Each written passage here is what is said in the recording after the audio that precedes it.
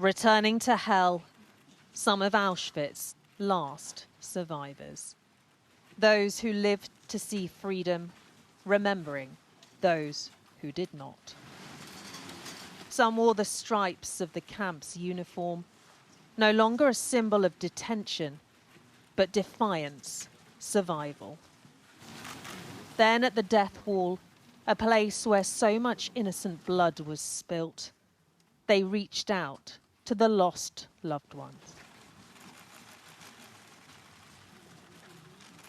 While those who could still travel returned, survivors like Albrecht, whose parents were murdered at Auschwitz, sat with his memories at home. How can I forget when I think about my family, my mother, my father, my uncles or my grandma? Every day when I wash myself, I see my number.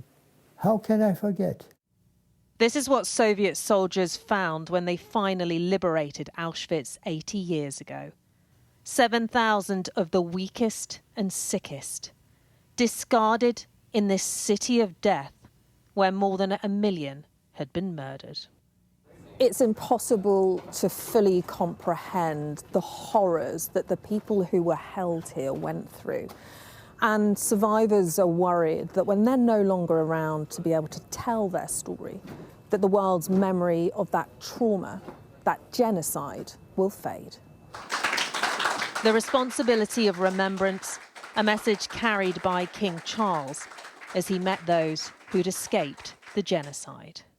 As the number of Holocaust survivors regrettably diminishes with the passage of time, the responsibility of remembrance rests far heavier on our shoulders and on those of generations yet unborn.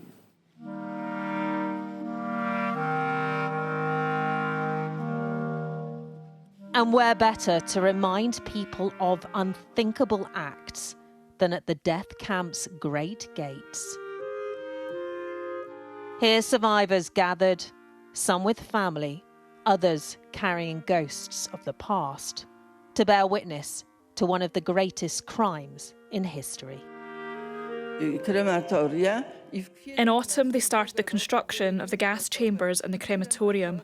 It was no longer a POW camp. This is when the killing machine started its operation. It's difficult to calculate all the people killed here.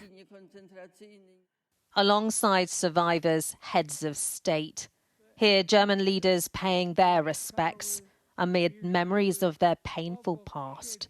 A past, we're warned, must not be replayed in the present as anti-Semitism rises again.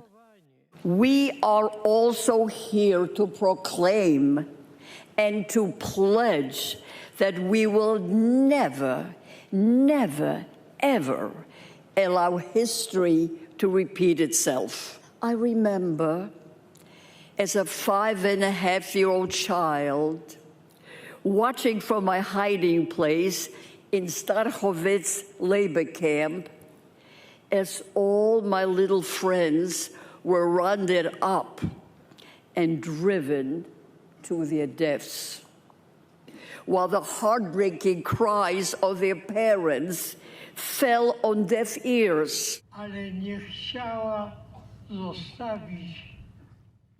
Watching outside, members of the public, some weighed down by the history of this wretched place. Others like Shimon and his son Stash, honouring a grandfather enslaved here. We want to remember the past so that we know what the future holds, that things like this will never happen again. Do you think it's important of children your age to see this, to remember? Yeah, I think it's very important so they could see how hard it was for people to live this long here, to survive. And to end this moving memorial, a final act of respect for the dead, candles carried by the living. But for some, the emotion got too much. What was done here cannot be healed.